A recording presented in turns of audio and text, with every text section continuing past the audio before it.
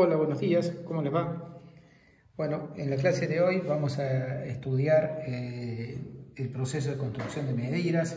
El objetivo principal que tenemos es construir una medida en RN, en particular en R2 y R3. Pero por supuesto el proceso es para construir medidas en general en distintos ámbitos, superficies, distintos conjuntos. En particular podría ser la esfera de dimensión 2 que está metida en R3.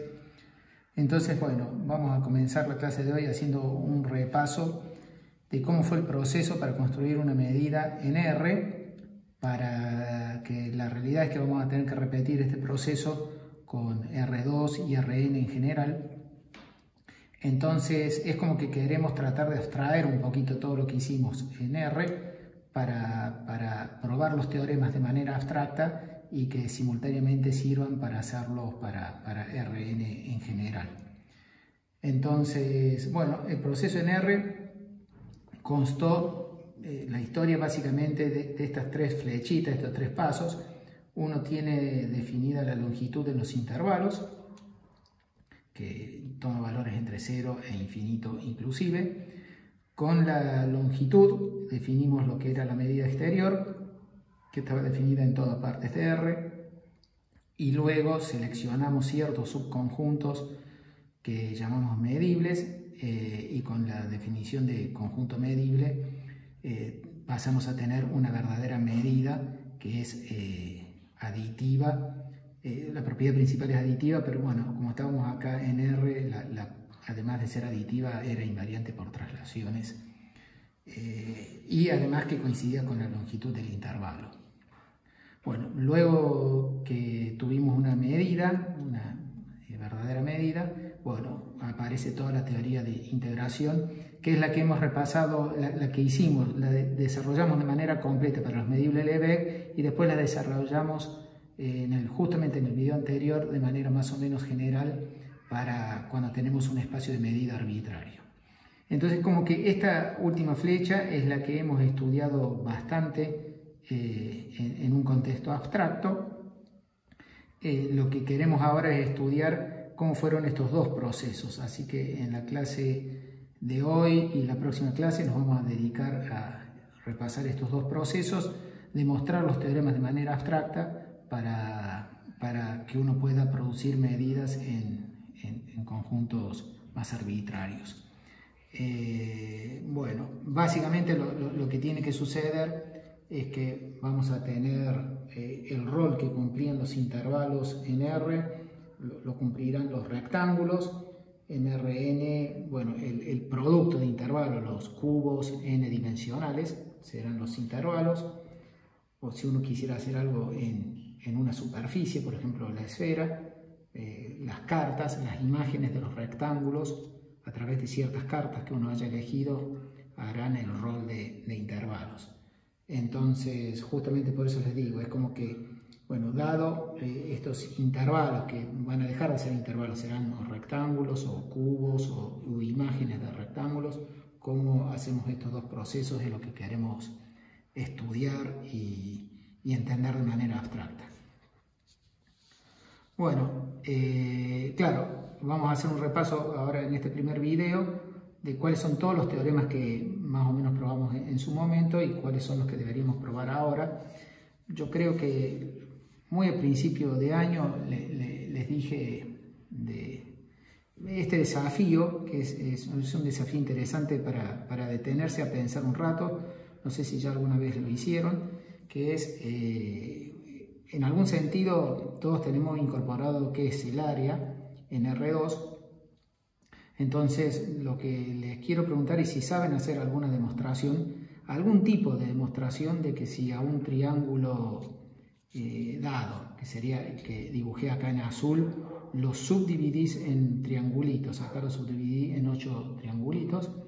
Si es verdad entonces que base por altura sobre 2 del azul grande es igual a la suma de base por altura sobre 2 de los chiquititos. Eliminé los sobre 2 porque se cancelan.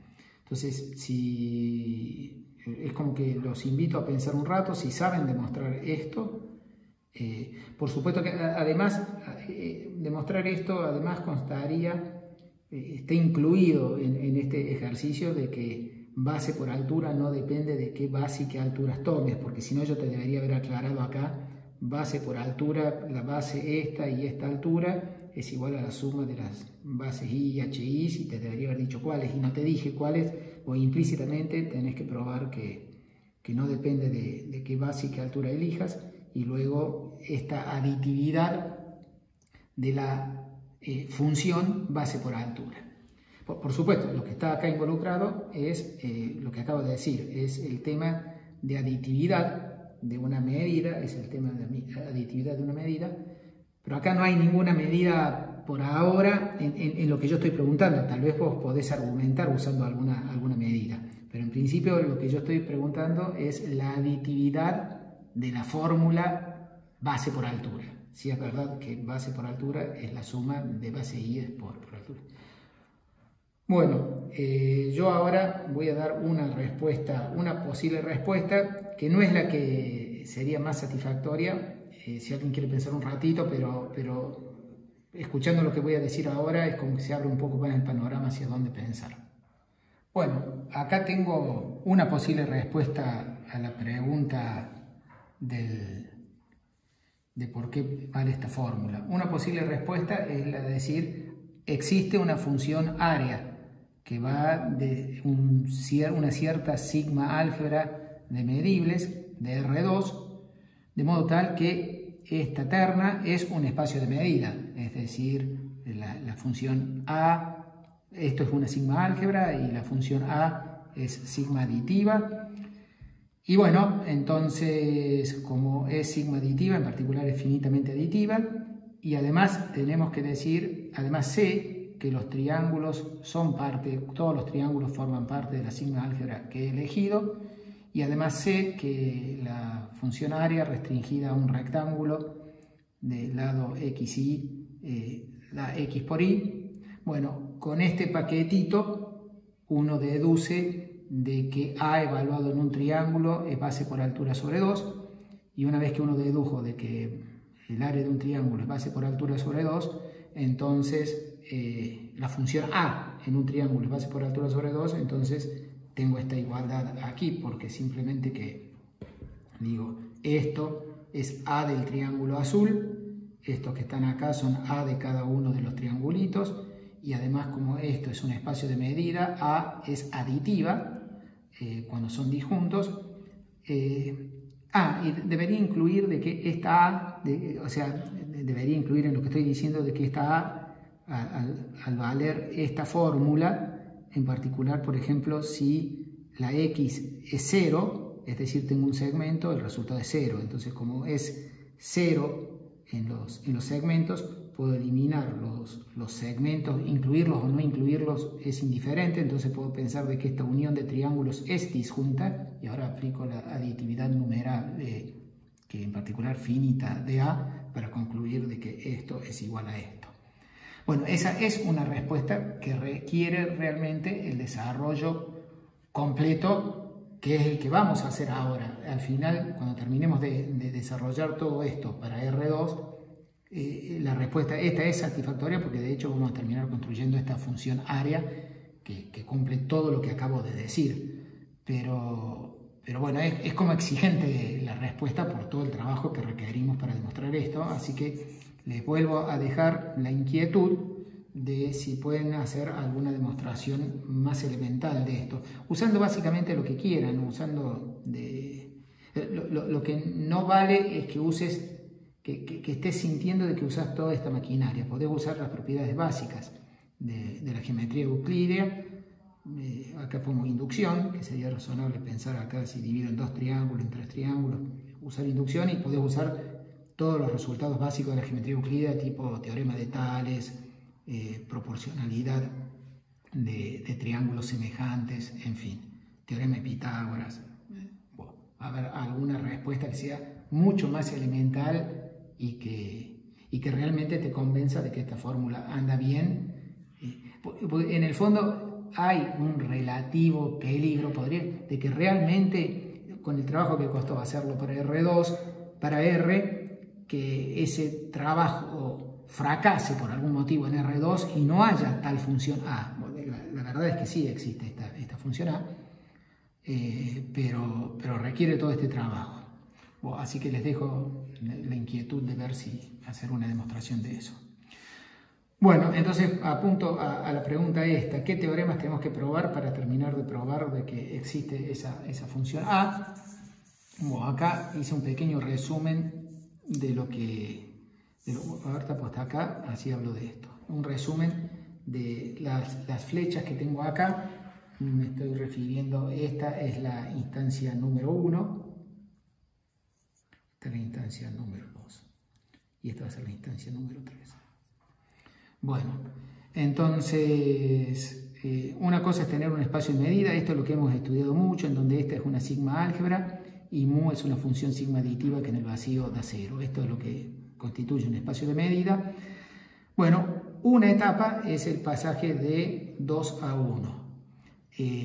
Teniendo lo que le vamos a llamar una medida exterior, que va a ser una función mu estrella, que esté definido en todo partes de x, que sea monótona y sea sigma subaditiva. ¿Cómo hacer para obtener un espacio de medida abstracto? Este proceso, ¿cuáles son los teoremas que debemos probar? Básicamente son estos tres. Primero, decir quién es la sigma álgebra de medibles.